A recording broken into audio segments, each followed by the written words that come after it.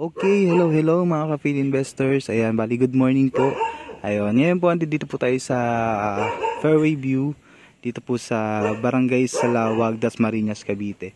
Bali ito po yung nasa screen natin.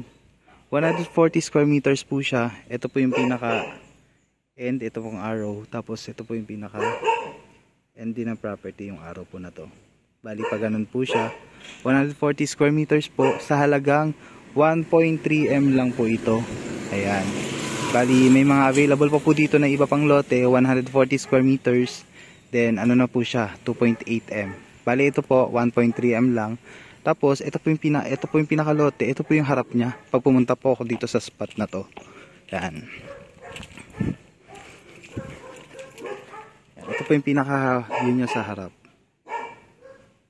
Ayan po. Kaya sa makabili po nitong lote na to, ayan po, congrats po. Thank you. God bless.